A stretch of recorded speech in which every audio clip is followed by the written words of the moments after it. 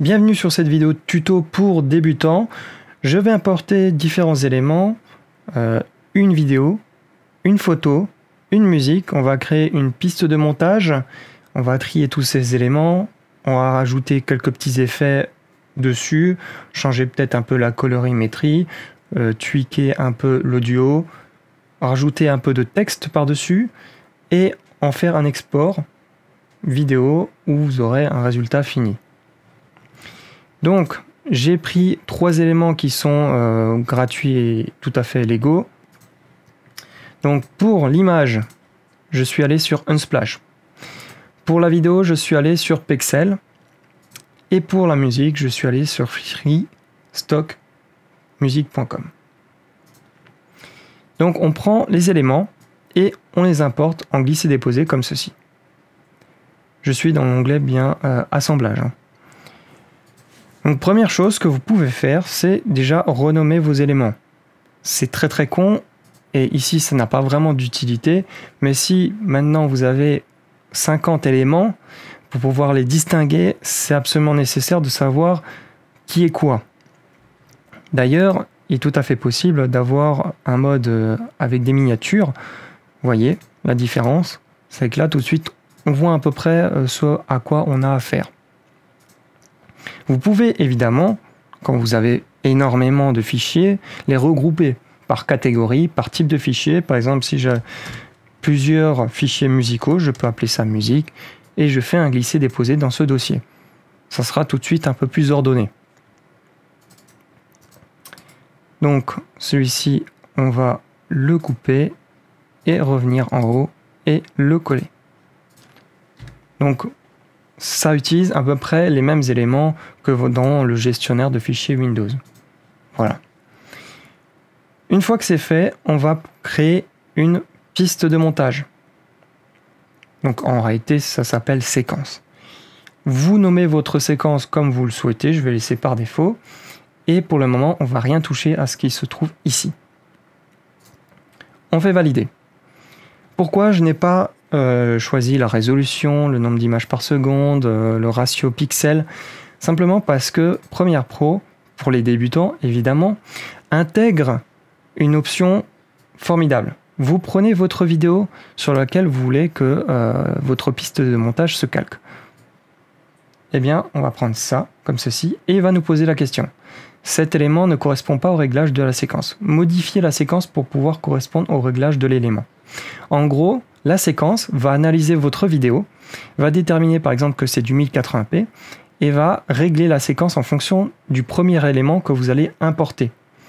Donc je fais modifier les réglages d'une séquence et à cet endroit-là, notre vidéo aura un peu régulé notre séquence.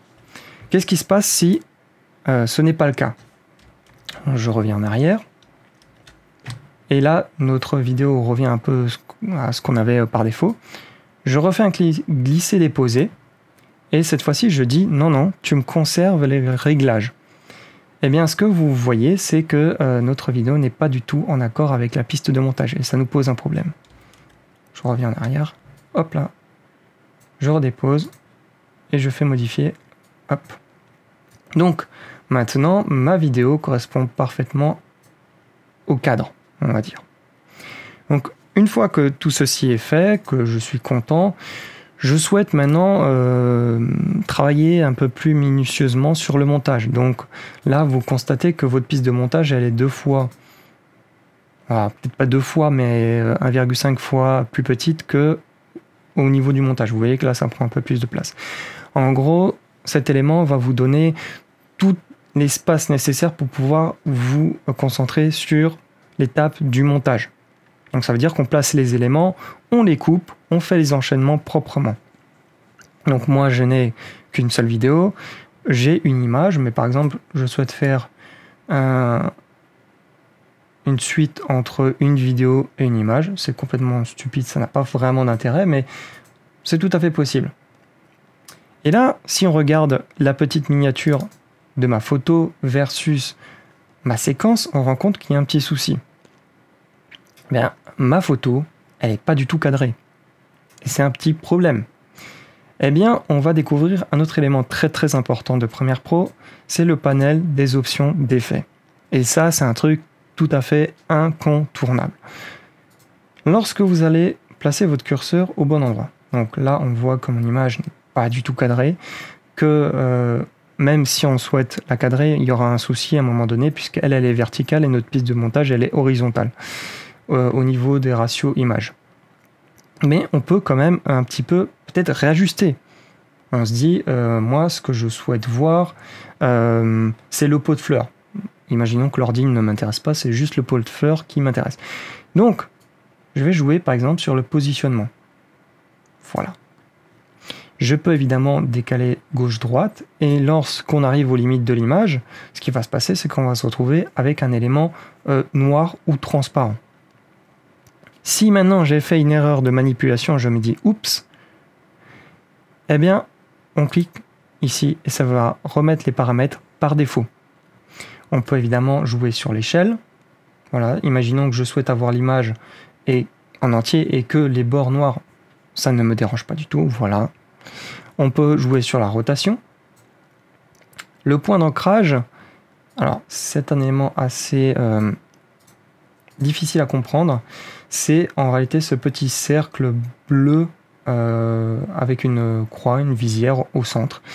C'est le point autour duquel votre image va se déplacer ou faire des rotations. Vous voyez que là, la rotation n'est pas au centre. Si maintenant je le remets correctement, la rotation est parfaitement centrée. Je remets ça ici, hop, et je préfère comme ça, et on va faire un petit zoom. Enfin, on va recadrer sur notre pas pot de fleurs, du coup, je me suis planté, c'est une tasse.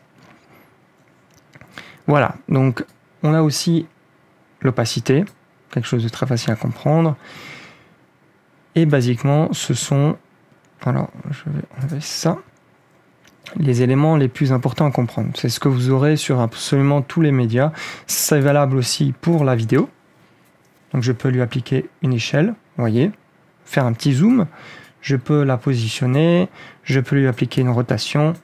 Donc en réalité, ces paramétrages, vous pouvez les appliquer sur tout ce que vous voulez. On revient sur notre image. Et il y a un autre élément aussi à comprendre. Ce sont les images clés. Alors, imaginons que j'ai, on va revenir plutôt sur la vidéo, ça sera beaucoup plus flagrant. J'ai cette vidéo ici présente et je souhaite lui appliquer une rotation à un moment donné, faire un 360 et revenir au point de départ. C'est complètement con, mais on va imaginer cette situation. Je pose un point clé, un point de départ.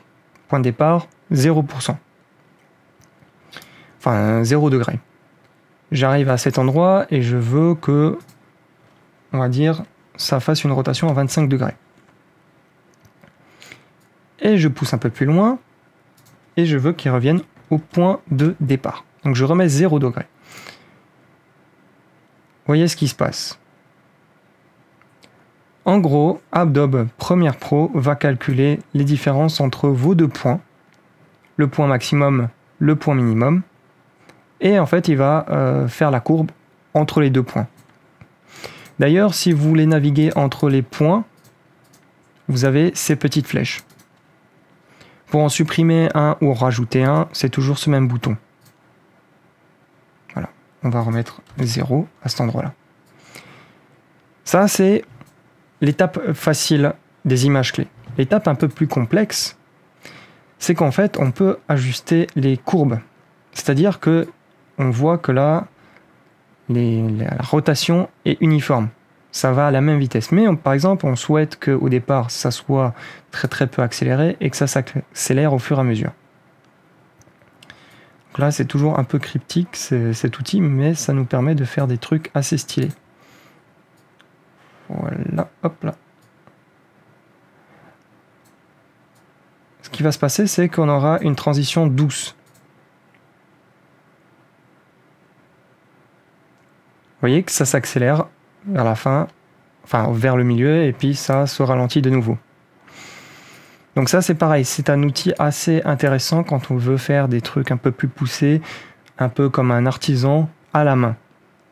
Mais vous allez voir que certains de ces effets, on peut les appliquer de manière quasiment automatique avec les préconfigurations ou même au niveau des transitions audio ou vidéo. Donc ça marche sur les vidéos, sur les photos, sur la musique aussi. Évidemment, les paramétrages ne sont pas les mêmes. On ne peut pas appliquer nos rotations à une musique, ça n'a évidemment pas de sens. Donc, je vais tout supprimer, remettre par défaut. Et on va supprimer les points clés, comme ceci. On va chercher notre musique, on va la poser ici.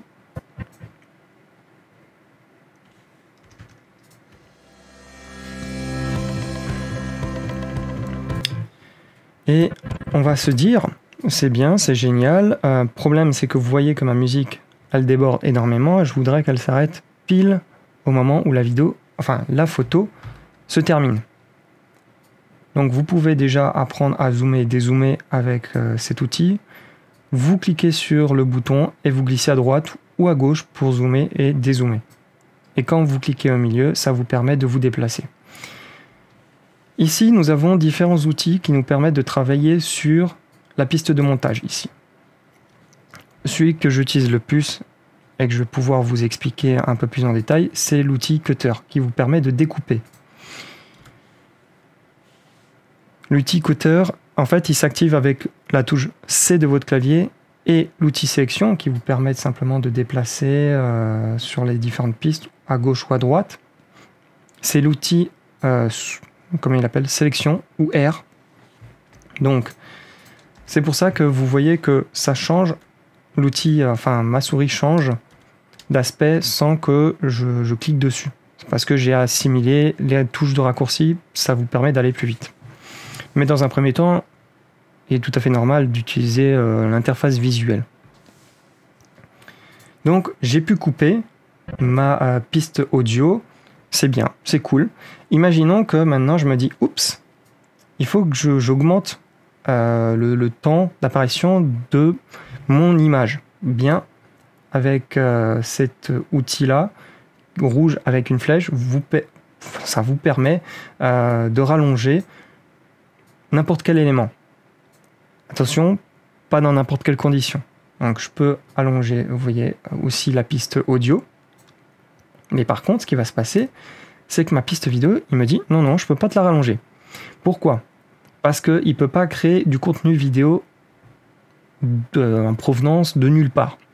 Si la vidéo s'arrête là, il ne va pas pouvoir vous créer du contenu par magie. Pourquoi la photo, ça ne marchait pas la vidéo ? Parce que la photo, c'est un élément statique. Donc en fait, il ne fait que dupliquer un élément qui existe déjà. Pourquoi la musique ? C'est parce que je l'ai découpé. Donc en réalité, il ne crée rien. Tout simplement, il refait apparaître ce qui existe déjà. Si par contre, maintenant, je veux aller au-delà de la fin de la musique, vous voyez que ça ne fonctionne plus. Donc ça, c'est aussi un élément à comprendre. Donc, j'ai bien rallongé mon image, là où je le souhaite. Et au lieu d'utiliser l'outil Cutter, je peux évidemment raccourcir, rallonger. Ça marche tout aussi bien. Donc, mon image est ici présente, j'ai ma musique, et on va s'attarder sur le plan de travail effet. En réalité, les effets, on peut aussi, tout aussi bien les appliquer ici. Vous les avez à cet endroit-là. Il y en a beaucoup, je ne vais pas pouvoir tous vous les montrer, je vais simplement présenter ceux qu'on va utiliser pour notre vidéo, notre montage. Il y a aussi la colorimétrie, vous pouvez jouer dessus. Je n'ai pas l'habitude de ce panel parce que celui-ci est vraiment adressé aux cinéphiles, ceux qui font du montage assez lourd pour des contenus, généralement des courts-métrages, du cinéma ou qui ont de très très bonnes caméras, ce qui n'est pas mon cas. Donc malheureusement, ce panel ne m'est pas vraiment adressé. Mais il existe et je vous invite à le parcourir. Au niveau des effets, vous les avez cette fois-ci en haut à droite ou... Non, bien en haut à droite. Donc, imaginons que je veux appliquer une transition entre la vidéo et la photo. Vous voyez que c'est assez brutal, vous allez le voir. Eh bien, vous allez dans, par exemple, pour cet exemple précis, dans transition vidéo fondue, Et on va faire un petit fondu enchaîné. C'est quelque chose de tout à fait classique, tout à fait banal, mais qui marche rudement bien. Voyons voir ce qui se passe. Là, tout de suite, ça donne déjà un peu plus de cachet, c'est un peu plus stylé. Et on va jusqu'au bout de la vidéo, c'est génial, tout est beau. Mais le problème, c'est que là, vous voyez ce qui s'est passé. La vidéo s'est terminée de manière tout à fait brutale. Et c'est pas super sexy. Donc pareil, je vais appliquer un fondu enchaîné sur la fin de notre photo et on va voir ce qui se passe. C'est déjà mieux. C'est déjà mieux. Et on se dit, ben, si à la fin ça donne un petit côté plus stylé, ben, à mon avis, au départ, ça doit être sans doute bien de rajouter un petit fondu enchaîné. Voilà. Comme ça, la vidéo apparaît de manière un peu plus douce et moins brutale. Par contre, on se rend compte que l'audio se coupe, lui, de manière brutale. Donc, on va dans les transitions audio, fondu croisé, puissance constante. Et on regarde ce qui se passe.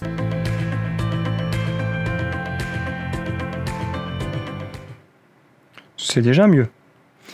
Un autre élément à comprendre sur les différents effets qui sont présents ici. Si je zoome assez sur la piste de montage, je peux cliquer sur l'effet en lui-même. Pas sur la piste vidéo audio, mais bien sur l'effet en lui-même. Il va vous donner ici un petit aperçu de ce que vous allez avoir. Et aussi, vous pouvez régler la longueur, la durée de l'effet souhaité. Un petit truc aussi à savoir, c'est qu'en réalité, vous pouvez régler l'effet à la main. Vous voyez ce qui se passe? Alors là, il faudrait que je zoome sans doute un peu plus. Voilà. Vous pouvez régler la durée de votre effet. Comme ça, ça fait une transition encore plus douce.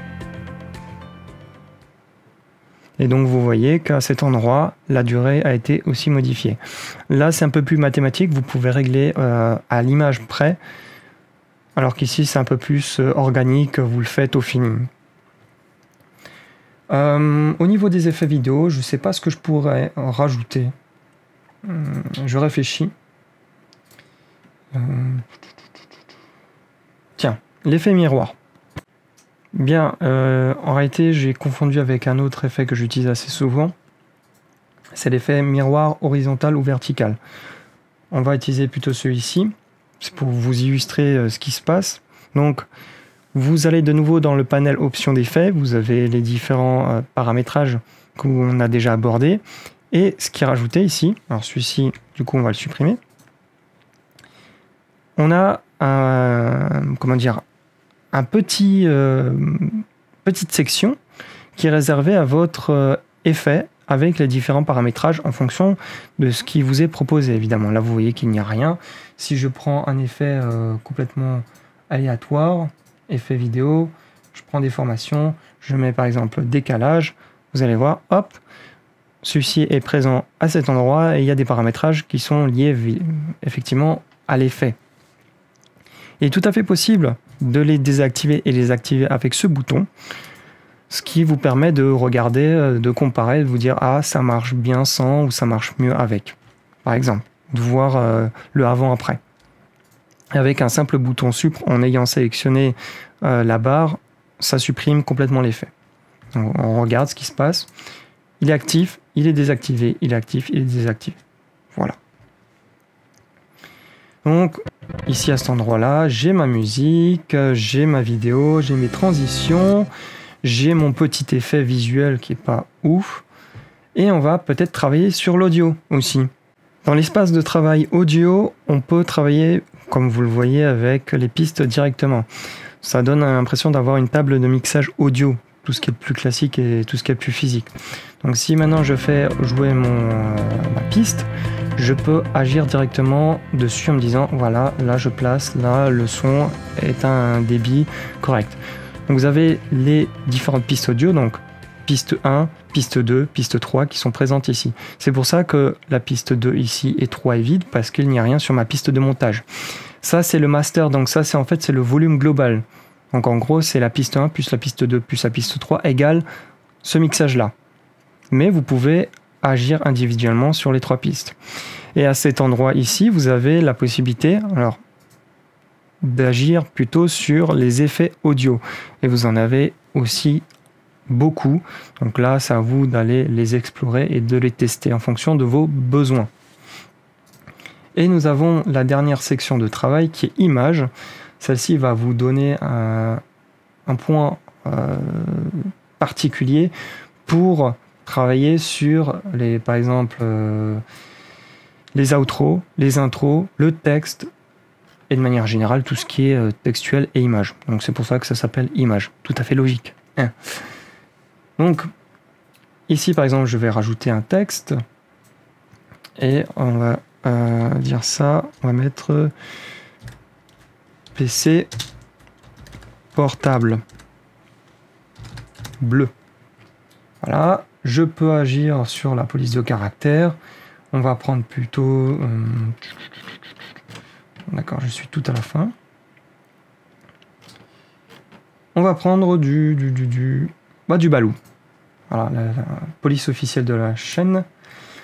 On va mettre du 300 pour que ça soit un peu plus gros. On va le mettre au centre. Ça va nous permettre de centrer notre élément au sein même de notre cadre. Il y a différents paramétrages ici que je vous laisse regarder un peu plus en détail. Je vais peut-être changer. Je vais mettre, peu importe, du bleu fluo pour que ça se détache bien. Et une fois que je suis satisfait, je peux aussi redimensionner les éléments. Voilà, pour que ça soit déjà un peu plus correct. Ah, et ça, hop là, je vais le remettre au centre. Et on remet ça au centre. Et je me dis qu'au lieu de le mettre à la fin comme un crédit, je vais le mettre par-dessus notre image. Donc je vais le poser, je vais le glisser-déposer tout simplement. Et je vais le poser par-dessus. Alors là, on voit que... ça se détache pas assez. Donc, on va lui rajouter du contour, on va mettre un truc bien dégueulasse, bien flashy, du rouge. Là, on voit que c'est pas assez, donc on va augmenter. C'est déjà un peu mieux. On peut lui ajouter une ombre, tout à fait possible. Donc, je vais mettre l'opacité à fond. Je vais le détacher aussi. Ça, je vais jouer dessus. On descend un peu. Blablabla. Voilà, comme ceci. Et tant qu'à faire, je vais changer la couleur et je vais mettre du jaune bien flashy. Voilà, c'est dégueulasse. On est tout à fait d'accord, mais au moins ça se voit. On regarde comment ça se présente. Bon, c'est normal s'il y a des saccades. Bon, c'est très très moche. On est tous d'accord. Et le problème, c'est que si je repousse vers la fin, qu'est-ce qui va se passer?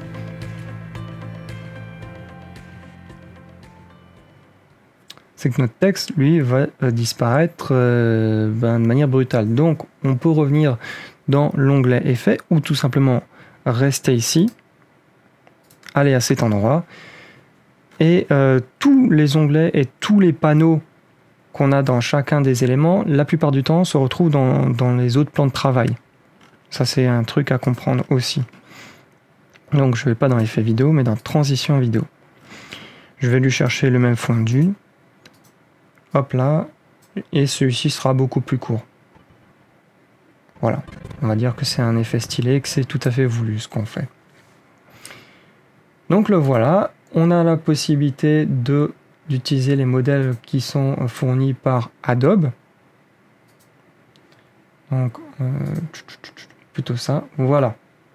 Donc, vous voyez que même si vous êtes débutant, vous n'avez pas forcément de connaissances, vous savez déjà de quoi vous amuser. Vous voyez qu'on a des trucs de niveau de gros films blockbusters hollywoodiens. Vous savez vraiment de quoi faire. Et pour ça, il suffit simplement de faire un glisser-déposer.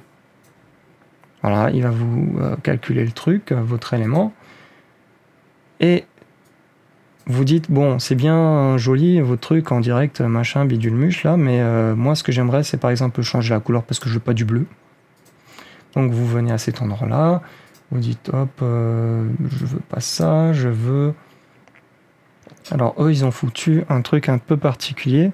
Donc, Quand vous n'avez pas assez de détails au niveau des paramétrages, généralement, le tout et le reste se trouvent ici à cet endroit. Vous voyez que là, il y a des images clés, en veux-tu, en voilà, de partout. Donc c'est important de regarder un peu partout.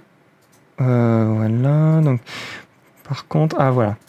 Ok, c'est à cet endroit que ça se trouve, donc je sélectionne, je veux par exemple du rouge, et là je vais mettre du vert. C'est dégueulasse, pareil, mais bon. Et je veux changer le texte, je veux pas mettre en direct, je vais mettre en live. En live, voilà. J'ai changé la couleur, le texte, tout est bon. Ouf! Et vous avez un truc qui est déjà prêt à l'emploi. Sans avoir besoin de vous dire mais merde, mais comment est-ce qu'on crée ce truc de fou furieux? Est-ce que vous avez envie de passer votre journée dans les images clés pour savoir comment ils ont fait l'effet rebondi? Ce qui est d'ailleurs très intéressant, c'est que ça vous permet de voir comment ces effets ils sont faits. Parce que vous les avez ici, et vous pouvez les décortiquer un à un, image par image, voir comment eux, ils ont fait créer tous ces effets qui sont assez stylés. L'effet bounce, c'est des images clés. Et une fois que tout ça est fait, que vous êtes satisfait de votre élément, ce que je vais faire par contre, c'est que le en live, je vais le mettre peut-être en début de vidéo. Voilà. Et une fois que je suis satisfait, je enregistre par prudence, parce que c'est de plus en plus rare que le logiciel Premiere Pro crash, mais ça arrive de temps en temps, et généralement on oublie de faire une sauvegarde et on est très très mécontent d'avoir perdu une ou 2 heures de travail dessus. Donc on a enregistré, et là on clique sur exportation média. À cet endroit-là, vous avez de nouveau une prévisualisation de ce que vous avez sur votre piste de montage, donc vous pouvez une dernière fois vérifier que tout est bien. Vous allez choisir le format. Alors par défaut, ce que tout le monde utilise, c'est le H264. Vous pouvez ensuite utiliser une préconfiguration après avoir choisi le format. Et là, vous voyez qu'il y a YouTube, Vimeo, du Twitter, du Facebook, du Adobe Stock et d'autres paramétrages. Donc, si vous n'êtes pas sûr et que c'est la première fois que vous faites ça et vous ne savez pas du tout où vous allez le balancer, ou même vous ne comprenez pas forcément encore en détail tous les paramétrages, je vous conseille de mettre ce paramétrage qui est par défaut, qui s'appelle correspondance à la source, débit élevé. En gros, il va essayer de garder la meilleure qualité possible de votre vidéo. Et si vraiment, mais alors vraiment, vous n'avez aucune connaissance et vous ne voulez pas vraiment vous faire chier, vous cliquez sur faire correspondre les réglages de séquence. Donc en gros, il va prendre les paramétrages que vous avez eu sur votre piste de montage, donc les dimensions, le nombre d'images par seconde, etc. etc. Et comme ça, vous êtes sûr d'avoir la qualité absolue maximum. Et là, il va vous faire un petit résumé d'ailleurs des différents paramétrages. Néanmoins, vous pouvez vous amuser à regarder tous ces paramétrages, il y en a beaucoup. Vous voyez que là, il y a une sacrée liste, et chacun de ces éléments a un impact assez fort, enfin cela dépend, sur votre résultat final. Pareil pour l'audio, multiplexeur, vous pouvez même rajouter des sous-titres, et même des effets par-dessus. Alors, au niveau du luth, bon ça j'en sais rien, mais par contre ce qui est intéressant c'est que vous pouvez incruster à un endroit sur votre vidéo, par-dessus carrément, votre nom. En fait un nom c'est tout simplement, je dirais plutôt un mot, incruster un logo, une image, même incrustation du code temporel, donc ça c'est plus pour ceux qui travaillent dans du montage de films, donc ça c'est déjà un peu plus détaillé. Mais voilà. Et le dernier onglet qui va sûrement sans doute vous intéresser en tant que débutant, si vous voulez publier votre vidéo sur YouTube, Vimeo, Facebook, peu importe, vous dites je fais le montage, puis quand le montage est terminé, je dois être de nouveau sur mon PC pour ouvrir mon navigateur, pour aller sur mon site préféré et ensuite lancer l'envoi vers ma plateforme. Sauf que là, Adobe, ils sont vraiment très sympas, ils se sont dit, ben écoute, en réalité, une fois que le montage est terminé, tu peux directement demander à Premiere Pro de l'envoyer pour toi. Vous voyez qu'il y a Facebook. Je descends plus bas, il y a FTP, il y a Twitter, il y a Vimeo, il y a YouTube. Ça vous permet en fait de l'envoyer directement dès que le montage est terminé. Ça veut dire que vous n'êtes pas obligé de revenir vers votre PC pour faire l'étape de l'envoi. En fait, l'envoi et l'encodage, c'est une seule et même étape.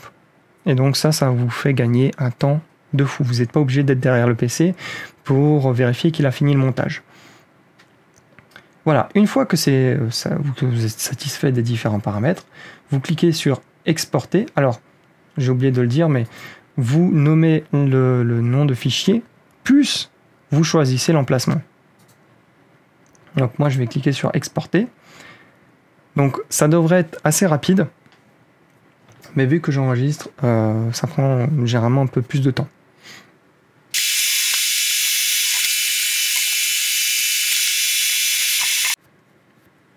Donc une fois que l'encodage est terminé, vous allez simplement vous rendre dans votre dossier que vous avez choisi et vous aurez votre produit fini à cet endroit-là. Donc vous le voyez,